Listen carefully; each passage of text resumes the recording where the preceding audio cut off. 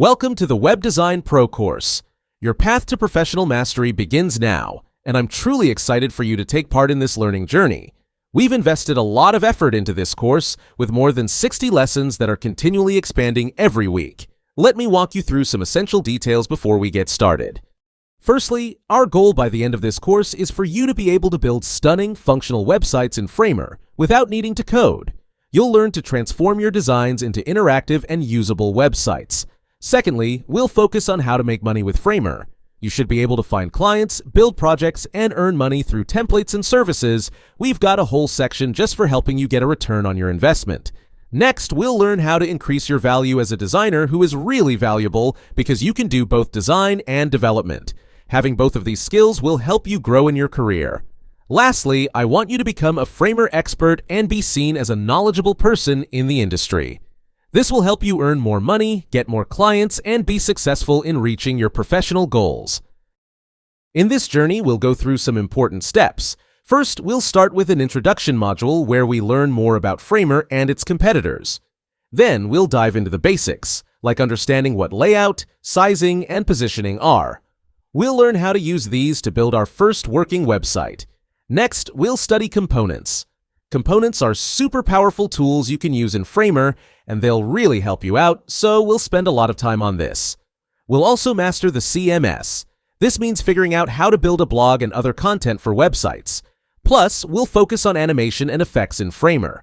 There are lots of different effects you can use, and we'll guide you on how and when to use them. We'll also explore more advanced things, like creating custom forms, using overrides, and building membership sites. There's a ton of advanced stuff you can do in Framer, and Module 6 is all about that. And as I mentioned before, Module 7 is all about making money. I'll show you how to sell Framer websites to clients. I'll guide you through the process of building templates and reveal the secrets to getting intercepted. Plus, I'll cover a ton more valuable information. In fact, I've made a significant amount of money from this, and I believe it's an incredible opportunity for designers like you. Finally, we'll go step by step and build a website from scratch. I've recorded the entire process so you can watch my journey, starting from my Figma design all the way to publishing it in Framer. To get the most out of the course, there are a few important tips I want to share. I want to make sure you're not only learning, but also applying what you learn. First, practice what you learn.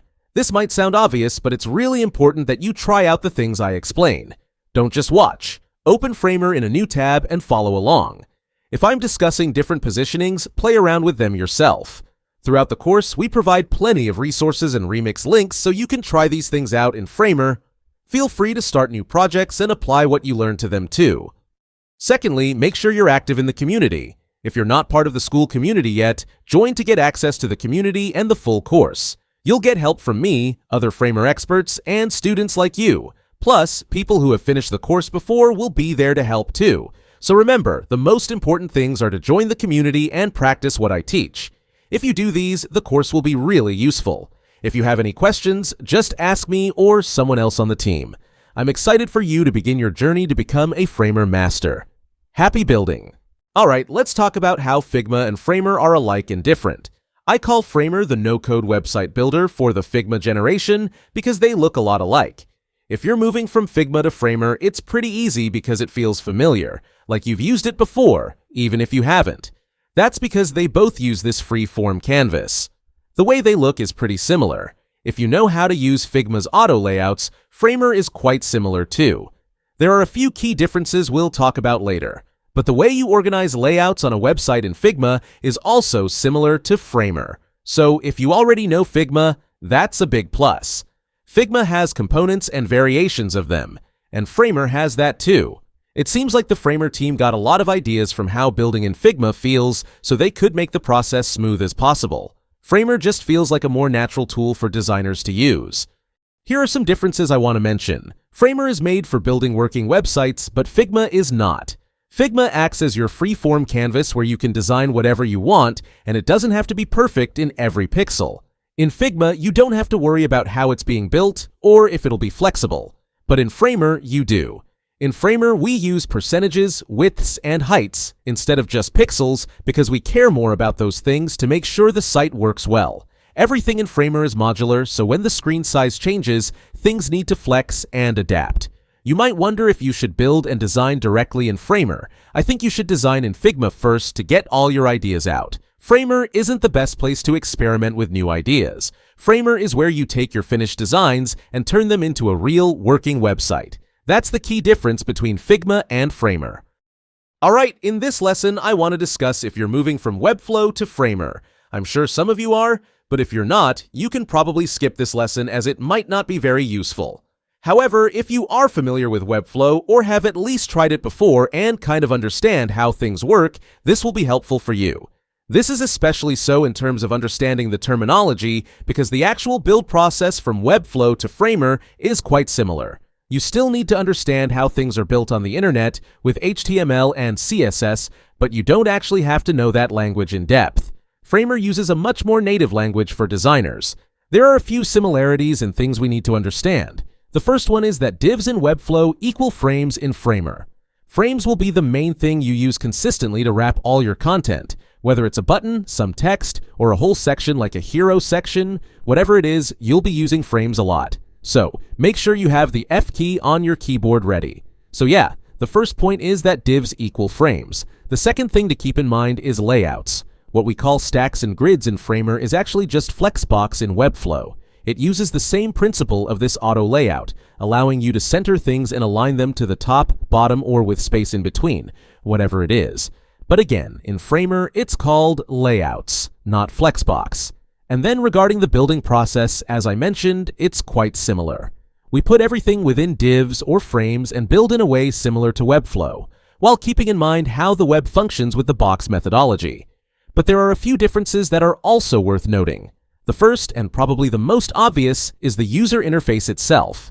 In Framer, you build a website on a freeform canvas, unlike Webflow, where you can view your desktop, tablet, and mobile breakpoints separately, each on their own kind of page. In Framer, everything is laid out on this freeform canvas, similar to Figma. It's crucial to understand that the same logic for breakpoints applies. If you edit something on the desktop view, it will affect the mobile view. But if you modify something on mobile, it won't change the desktop view because it's a higher breakpoint. All changes happen on the same canvas at all times. Another significant difference, which I think is a beneficial aspect of Framer, is the absence of classes. Unlike Webflow, where you must assign a class name to everything, like to your text, buttons, or divs, you don't need to do that in Framer. Everything functions with layers, just like in Figma or another design tool, so you needn't worry about duplicating classes. We can work around this with components or styling options, like adding text styling or color styling, which function similarly to classes. However, things like padding and margins don't apply to items that can be duplicated within Framer. For example, in Webflow, I've had instances where I've got 5 sections with the same class. If I update one section and forget to add an extra class, it changes everything and can break the whole site. You won't face this issue in Framer because it operates like a design tool, which is great. So, in essence, these are some things to consider when transitioning from Webflow to Framer. Personally, I found the transition process to be quite smooth, especially since I already knew the basics of Webflow. If you're coming from Webflow, you'll have a big advantage. If not, that's perfectly okay too, because I'll guide you through every step of the process. You don't need prior knowledge since you're probably already familiar with design tools. And even if you're not, we'll guide you through each step of the way. One important idea to grasp for becoming a master at Framer is understanding that every website consists of boxes within boxes, within boxes, within boxes. This is how we create amazing websites in Framer that are both flexible and responsive. In Framer, these boxes are actually called frames. I'll show you how frames are used to build a website. Let's examine the hero section of the example landing page. It looks modern and clean, but it's essentially built with various boxes and frames. If we take a closer look, you'll find a frame around that hero section. Defining it, the navigation bar is a frame itself too.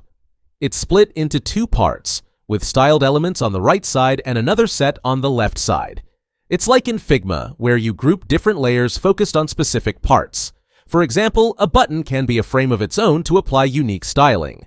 Now, consider the Framer website. Again, the entire section is framed as the hero section. The navigation bar is another section with its own styling. Below that, there are 2 columns, text and button on the left, and an image on the right. If you look at this website's structure, you'll notice similarities. Within each frame, we add the styling and design elements. This structure allows the site to be flexible and responsive. For instance, if I want to make the browser very large, I can adjust the widths and heights of these frames to adapt. After adding your text, you can edit everything easily. This focus on frames is crucial to mastering Framer. When everything is within frames, you can add text, headings, images, and colors, customizing them as needed. This approach helps us build impressive websites that are adaptable and responsive. Let's look at the Framer editor. So, as you can tell, this looks pretty familiar to Figma already, but let's dive into this a little bit further. In the middle here, we have our canvas, and this is where we can put our designs. At the top here, we have the name of this canvas, and we can also add breakpoints. So if I want to have a mobile view, a tablet view, a desktop view, all of this can be accessible, and we can design it here on the freeform canvas. On the left-hand side here, we have pages, layers, and assets. Pages is where we add all our pages, so our home page, our about page, our blog page, all these will be seen in this left-hand panel here. When I select that page, the canvas in the middle will change specifically for what page I'm on. I can add things with layers here, and this is very similar to any other design program where you can change the layout positions and essentially name your layers and organize everything directly in the Layers panel here. Assets is built for any sort of global components on the website, so if you've got any code or components, which we'll jump into later on, like your buttons or even global styling, such as if I'm using the same color purple over and over, I can add a purple styling, and that can be a component and an asset that I have on my website. On the right-hand side here is a bunch of different options, and we'll jump into this a little bit further on, but this is essentially where we can edit what we're editing. For example, if we just add a new frame quickly, you can see that I've got all these options to manipulate this layer and this frame. Again, we'll jump into this later on, but just be aware that this is where we edit things. In the top navigation bar is where we add things. If we want to insert something, we can click on the Insert button, and we have a bunch of presets here. There are different elements like media and forms and icons and a bunch of goodies. But we also have this Layout tab. This Layout one will be one that you will use a lot. And the majority of the time, you're going to be adding a frame. You can either click on a frame and then draw your frame like you would a box in Figma, or you can use the hotkey F on your keyboard and have the same effect. The CMS will jump into later on, and actions will be covered later as well. But for now, that's all you really need to know. The only other thing to note on this page is the top right, and that's about who's viewing the page, accessing your site settings, and previewing the site. So if I click on this preview, I'll get a live preview of what this site looks like and how it works. I can publish this site as well to the internet. In this video, we're going to understand the sizing properties in Framer. We're going to run through fixed, relative, fill, and fit content. Let's start with fixed. So anytime we're creating an element in Framer, we can set a size. Now again, we can make it fixed, relative, fill, or fit content. So fixed essentially means no matter what, it will stay that size. Let's say we set the size of this box here to be 200 by 100 in height. As you can see, this is set to fixed, which means no matter what, no matter how large my screen is, that is always going to stay 200 by 100 pixels. Now, relative is a little bit different. Relative is, well, relative to what it's contained to. For example, right now I've got the width set to 100%, which means that this box is going to be 100% width of the box that it's in. So if I set this to 80%, you'll see that it will be 80% of the width. And if I set the height to 100%, you guessed it, it's going to be 100% height of the box that it's in. We don't just have to use percentages. We can also use viewport height and viewport width, which in this case is the desktop. We're just going to make sure that's centered. Now, I can do this in the heights. I can write 100 VH, which means it's going to take up 100% of the view height in my browser. So, when you load a web page for the first time and you've got that really nice full bleed website from the top to the bottom of the browser, it's just full and complete. This is ultimately the viewport height. Next is fill. If we set an element to fill, that means it's going to take up the remaining space of the box that it's in. For example, we have this element here which is set to fill, so 1FR. We've got that both on the width and the height. If I set this to be 200 pixels, you'll see that will change. If I set it back to fill, it will take out the full width. Now, if I set this bottom one here, which is a fixed width and height, and we set the height to be 50, you'll see that the fill will change because it's still trying to fill the entire box that it's in.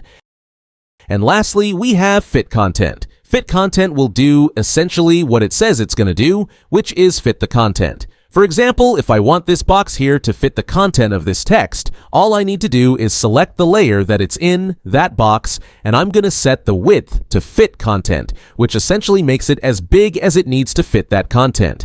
No more, no less, and it won't take up any other more space than what's available. So that's a basic overview of how each sizing property works in Framer. Now, even though that might not seem super practical in terms of how do I actually make my website look really great, you'll begin to understand as you actually start building sites in Framer that having the key fundamentals of how sizing works will be absolutely critical to building both beautiful and functional websites. Okay, so one of the key fundamentals to Framer, which often goes overlooked, is actually having a really good understanding of positioning of elements within Framer. Now, there's a few different types of positioning that we need to know, so I'm going to run you through them in this video, and hopefully they'll give you a better idea of how you can actually use them effectively within your Framer builds. The first one, which is the most common and by default, is relative. Relative essentially means that if something is set to relative, it is relative to the frame that it's in, meaning the positioning of this frame is conditioned by what the parent element decides. For example, I've actually got a layout set in this container or frame that's the parent to this actual element here. You can see everything's distributed to the center, which means no matter what, if I try to move the positioning of this element here, it's always going to come back to the center because the positioning is set to relative. Absolute is a little bit different. If I click on this element here, you'll see the type is set to absolute. This means I can move it around almost wherever I want, essentially like dragging on a free-form canvas. Think of it like you're sitting at a table and moving one specific chair. You can move that chair at the table and it's not going to affect any other elements on the table or the chairs around it. It's only affecting this element itself. Another important aspect of positioning is how it works in terms of flexibility. You can see these lines here. On this right-hand panel, you'll notice a couple of things in blue. For example, if I set all of these to none, and if I make this in the center, no matter how big I set this box here, everything's going to stay in the center. But if I set an absolute positioning and pin it to the top and to the left-hand side and add 20 pixels on top and 20 pixels on the right, that means the positioning of this absolute element here is going to be 20 pixels from the top and 20 pixels from the right. So no matter how I resize this, it's always going to stay in that spot. Fixed is something you'll often use for a navigation bar or a chatbot or something similar on your website where you always want it to show. I like to think of fixed as like a sticker on a moving train. If you're inside the train and you've got the sticker on a window, everything outside the window is moving. Imagine that as you scrolling through your website, but that sticker, from your perspective, stays in the exact same spot. So fixed works in the same way. If you have a navigation bar at the top of your website, it stays in place as you navigate. And you always want to stay on the top of the website. If I set my positioning to be fixed, then it's always going to stay at the top here, no matter what. And again, we can easily set this by selecting the element that we want to be fixed, setting the type to be fixed, and similar to absolute, we can set the positioning of that element. So if I want to make it so that item is 10 pixels from the very top of the page, it's absolutely going to do that. Now, sticky is slightly different but similar to fixed, but sticky is only going to be fixed for a certain period of time. So compared to fixed, where it's fixed for the entire website, sticky, we can make it set, so it's only fixed for a certain period of time. So if I press on play, you'll notice as I scroll, you actually see this sticky bar become fixed for almost the whole journey, just for this section that I've set it out to be. So this is really cool if you want to create some sort of like cool effect on your landing page, as you kind of have content that's stuck to the site as other content sort of scrolls. So to achieve this, essentially what we need to do is select that element that we want to be sticky, set the type to be sticky, and then we can actually affect when that becomes sticky. And now it actually starts. So if I set it to be 50, that means that once the parent element that it's in reaches below 50 pixels, it's going to start to become sticky. So that is the other important thing to mention here, is that it will be sticky to the parent that it's in. So because this element here is set to sticky, that means that this column frame I have set up here is essentially going to be the ruler, or the parent, of what this sticky element does. So in a nutshell, that's here use positioning in Framer. Again, like there's a lot of sort of like use cases we can use this for, so it is just about experimenting. But it is really, really important you understand the differences, especially if you want to design and build something and you're not sure how. This video, we're going to look at how to use layouts in Framer. Now, layouts are a fundamental principle to building flexible and responsive sites in Framer because it has to do with alignment. Alignment is the thing that allows us to put things on the left-hand side, the right-hand side, make them centered, and so much more. So there are a few things we need to learn about layout. The first one being how we actually use it. I've got these two cards here, and I essentially want to align these cards to how I want. What I'm going to do is select the parent frame that they're in, and I'm going to go to Layout on my right-hand panel. I'll click that plus, and you can see automatically something's happened. These elements here are now being positioned in accordance with the layout. They're automatically aligned as per the settings here. Let's start with stacked. I can have two directions. I can either have horizontal or vertical. Right now, they're sitting horizontal, meaning they go from left to right across the space. But if I want to stack them on top of each other, I can click on vertical, and they'll automatically do that. Let's stick with horizontal for now. Distribution is essentially how these items spread out. If I click on Start, they'll automatically start from the left-hand side. If I click on End, they'll align to the right-hand side. Clicking on Center means everything's going to be centered. There are a few extra cool things we can do here. Space between is another significant option that you'll use, pushing every object within the layout to the sides and spreading them evenly. For instance, if I take another card, it will settle in the middle because it's spreading evenly. We can also use space around, which makes the spacing kind of even, or space evenly, ensuring that the spacing between the ends and the middle is exactly the same. Now, let's say I want these cards to be in a grid layout. What I can do is select the parent frame that they're all in, go back down to Layout, and instead of clicking Stacked, click on Grid. This automatically places these cards within a grid. I can customize this as well. If I want an extra row, I can do that. Obviously, there's not enough content to fill this. But let's say I add another column, you'll notice that there's now 3 in a column instead of 2 before. I can do the same before. So let's say I have 20 items. You can see how we can customize this grid to be what we want it to be. The last critical thing to understand about layout is padding versus gaps in Framer. So, padding and gaps are essentially the space between certain elements within Framer. Padding is on the outside, working like a border-like space within that frame itself. For example, you can see I've selected this parent element here of these two cards. If I set the padding to 0, you'll notice there'll be absolutely no space between the cards and the actual container they're in. But if I set this back to, say, 50, you'll see a 50-pixel border around this entire edge. Now, gap acts a little differently. Let's set that back to 20 for the moment.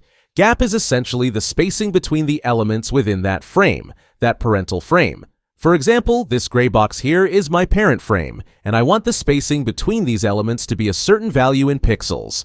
Right now, it's set to a gap of 10 pixels. I can make this wider, let's say 50 pixels, and you'll see the gap between them is 50 pixels. I can edit this in the layout options down here, or when I select this parent frame, there's a pink box that appears, allowing me to resize my padding visually. You'll use the layout option a lot in Framer when you're building websites, so I highly recommend spending some time mastering this because it will make your workflow much quicker than without it. Alright, so now that we know some of the basic building blocks of building in Framer, let's actually go ahead and build a hero section of a website together. So what I'm going to do is go to Layout, and I'm going to add a new frame. Now, I want the hero of my website to take up 100% of my browser height.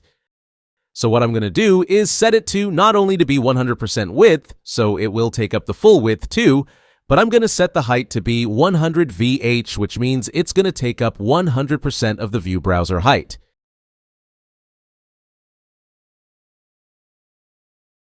Now, if I go back to my layers and I select the main layer here, which is the desktop, I'm going to set the height to auto. Essentially, that means that there will be no overflow, and I can add as much content as I want, and it will automatically just stick to the bottom. So now that I've got this in here, we want to start adding some more frames, so we can start to make it come to life. For now, I'm just going to make the background color black. Just like so. Let's add some text. So what I'm going to do before is add a frame in the middle here and set the width to be 1000 pixels and the height to be 550 pixels just for now. This is where we put our content in for the hero section. So let's try adding some text. Intuitive solutions for complex challenges. Let's size this up a little bit. Maybe make this a little bit bigger, change the font to Cabinet Grotesque, and make it bold.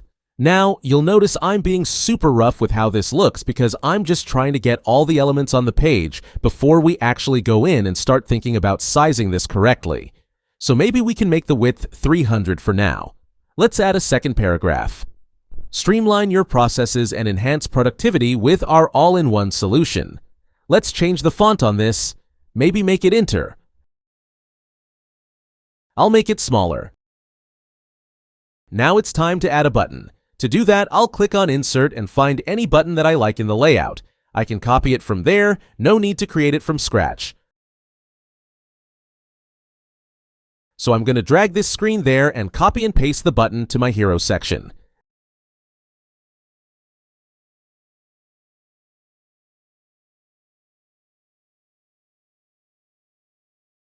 Delete that other screen. Let's now set the auto layout. I'm going to add every element into a stack.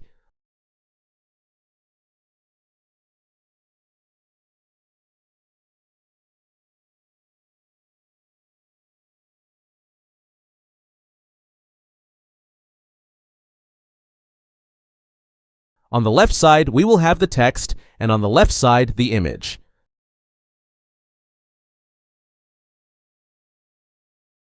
So I'm going to drag the image from the Components tab.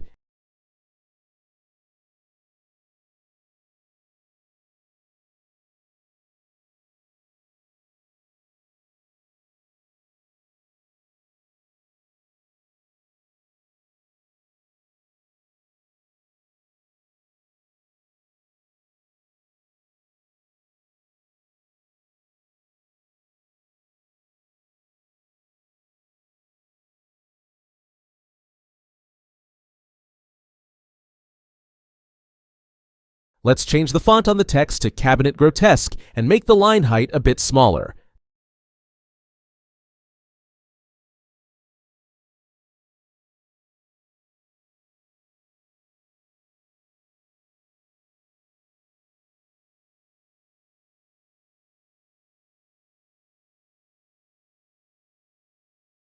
Play around with the gap to achieve a better looking result. I'll replace the image with the one I need, but before that, let's remove the frame and instead create a stack with the same properties and set the background color to dark green.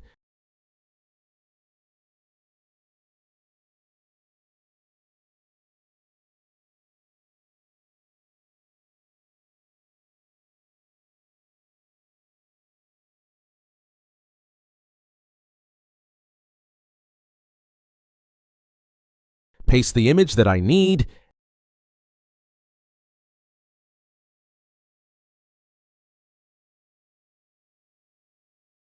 and place some other elements that I might need on the page.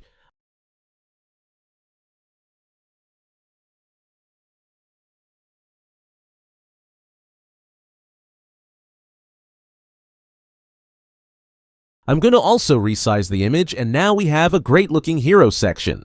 Now, styling is almost the most fun part of the process, because it's where we actually get to be the designer and make something that looks great. We've built this button here that is essentially an icon and a text wrapped in a frame. But this is the core of the actual layout. This is us building it. And now it's time to actually make it pretty. So on our right-hand panel, we can go down to Styles. Now, you may already be familiar with a lot of this because, let's face it, you're a designer. But I'll run you through a few of these things that I think are really useful to know. The first one being fill, and the different options that we have. So we can set this to either be a solid color, or we can set a gradient. We can also make this a background image. We can either upload our own image or go to Unsplash, and if we search for a gradient, for example, we can select a gradient image and make that our background. Let's find one that we like. I kind of like this one here, and you'll see that it will fill the background with that image. This is really powerful. If we want to do more complex designs with a bit more styling, we can set a radius, which will essentially just round the corners. So if we make this 999 now, we can actually round specific corners. So if we only want to round 1 or 2 corners, we can do this here. Let's say we set the top left to 0, and everything else can stay the same. Now it almost looks like a little chatbot, like a little chat icon. If we select individual elements, we can also style them. So if I want to change the text here, I can do that. Maybe we change this to Inter, probably everybody's favorite font. We can change the letter spacing to bring that down so everything's a little tighter together. We can change the line heights, which means if we've got multiple lines of text, the height between them will be smaller. Overall, I'm sure you're familiar with a lot of these functionalities, so all you have to do is really play around. Some of the other things to note is that you can add borders. Borders can work in a similar way to radiuses, where you can choose to have the border around the whole frame, or just an individual element. For instance, in this case, I've just got a border of 5 on the bottom, which kind of gives it this shadow-like effect. Now I can also add a shadow. So let's make this shadow with a blur of 80 so it's nice and big. And let's reduce the opacity of this actual blur just so it's not as strong. One of the advanced things you can do with styles is actually add some more properties. So if we go up to this plus button here, you'll see we've got a bunch of options. So there's a lot of room here to actually be creative. Now we can also set a z-index, which means that if I set this to be 10, it'll be higher than every other element on the page that has a z-index of 10 or below. So if we've got overlapping elements and I want this layer here to be specifically on top of another layer, we can just set the z-index to be higher. We also have filters, so if we want to give it a blur, change the contrast, invert the colors, all of this we can do here. And the last thing I want to mention here is around visibility. Now, if you select the visibility to no, that doesn't mean the layer has deleted itself. It's just vanished, it's disappeared. It's still there in our layers panel, but it can no longer be seen. This is really handy if we want to show an element on a specific breakpoint and not on another. So for example, let's say I want this button on my desktop browser, but not on my mobile phone when I view the websites. So on my desktop, I can set this to be visible. And when I go to the mobile breakpoints on Framer, I can set this visibility to be none. Again, we're not deleting the layer, it's still there. It's just hiding itself from everything else. So that's a basic overview of how styles work in Framer. Again, this is your chance to just kind of go explore and be the designer that you are. All right, let's dive into the topic of breakpoints, an essential concept when we talk about making websites responsive. You're probably wondering, what exactly do we mean by responsiveness? Well, it's all about how a website looks on different devices like desktops, tablets, mobiles, and even bigger screens like larger desktops. Now, a breakpoint comes into play when your website reaches a certain width in pixels, triggering a change in the layout to best fit the screen. When you start building a new site using a tool like Framer, you'll notice there's a default breakpoint set at the top of your interface. This default is a standard desktop size, specifically tailored for most laptops, with a breakpoint set at 1200 pixels. What this means is that once your site's width reaches 1200 pixels, it will automatically adjust to the designated layout for desktop screens. But hold on, you're not limited to just this one breakpoint. You can include multiple breakpoints, expanding your website's ability to adapt to mobile devices, tablets, or practically any type of screen. To add a new breakpoint, you simply click on the plus sign in Framer. This allows you to select a tablet or phone breakpoint by default, but you also have the option to create custom breakpoints. Why are custom breakpoints useful, you ask? They let you design for unusual screen sizes, such as a large TV or a big monitor, which can often be overlooked. However, for now, let's concentrate on setting up a phone breakpoint. You can tackle tablet breakpoints too, and I'd suggest working your way down from bigger screens to smaller ones. This approach aids in building responsiveness step by step. Once you set this to a phone layout, Framer performs a bit of automated magic to help your site become responsive. Nevertheless, initially, it might not look great due to the way it has been configured. Here's where you come in. You can tweak this phone breakpoint without altering the desktop layout. For example, you can ensure elements occupy 100% of the screen width to adjust the look, and then fine-tune the grid to suit smaller screens. This iterative process involves mending automatic discrepancies that arise when a site shifts between different breakpoints. It's crucial to remember that changes you make at a lower breakpoint won't influence higher breakpoints. But if you modify a larger breakpoint, it could have repercussions for lower breakpoints based on pre-existing settings. Another key element is the synchronization of content across all breakpoints.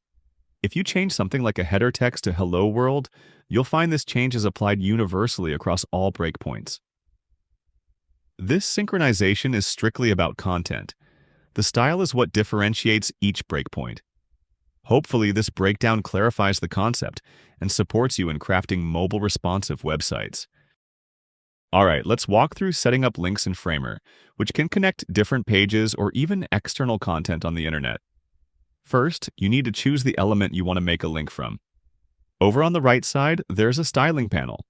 Find the link section and click the plus sign. With this, you have the option to link to another page, an external URL, the same section on your current page, or even another section on a different page. Let's explore how to do this step by step. If you want to link to another page, simply click on Link, and then select the desired page, which is straightforward. If you prefer the link to open in a new tab, there's an option for that too, though in this scenario, you choose not to use it. After setting it up, hit play, and when you click the linked button, it redirects you to the chosen page. Next, let's look at how to link to an external URL. Just copy and paste the URL into the field. Test it by pressing play, clicking the button, and voila, it redirects correctly to the web page you specified. Lastly, you can connect a button to a section on the same page. Start by selecting the section you aim to connect to. Scroll until you find Scroll Section, click plus, and name it. Once that's set, return to the button, remove the current link, and establish a new link. You'll again link to a page, but this time you'll see an option to choose the section on the page for which you've created a. Select the testimonial section and decide if the transition should be smooth or instant, meaning whether it should smoothly scroll to the section or instantly jump there. Here you might set it to smooth. You also have the choice to open in a new tab, although that might not be needed for this example. When clicking the button now, it will automatically scroll down to that section of your website. One of the things that really frustrates you about building websites is the tedious process of exporting all your assets from Figma and then importing them directly into Framer. This task is especially cumbersome when it comes to managing icons. You often find yourself exporting icons, carefully naming them, and dealing with the entire process, which can be quite a hassle. However, there's a fantastic feature in Framer that has truly revolutionized this part of the process for you. Its inbuilt collection of icons. When you go to the Insert section and navigate down to Icons, you will discover that there are already 8 collections of icons available right there for your use. You might already recognize some of these collections, especially if you're familiar with popular ones like Hero and Google Material icons, which you regularly incorporate in your Figma files. Being able to directly use these icons in Framer is incredibly convenient. Instead of exporting each SVG, dragging it into Framer, and sorting out naming, you can just select the icon element within Framer and drag it onto your canvas. Once you do this, you have access to an extensive list of icons ready for you to use. For instance, if you're looking for an icon that represents a chat message, like a chat bubble, you can easily find and place it. Moreover, Framer allows you to customize these icons by choosing different styles, like whether you want the icon to have a sharp appearance or a two-tone effect. You can also adjust the color to suit your design needs. This feature streamlines the whole design process, letting you add icons into Framer with virtually no effort. As an added perk, you can also incorporate other free resources, such as the Humans illustrations by Pablo Stanley and his team, adding a dynamic touch to your designs. These built-in resources in Framer offer immense flexibility and ease, providing a significant time-saving benefit. So when you set out to design a website or work on a project in Figma, consider utilizing these icon sets. Doing so will not only enhance your workflow, but also save you a significant amount of time when you transition your design work into Framer. This capability is a real game changer, making the process of building websites much more efficient and less daunting.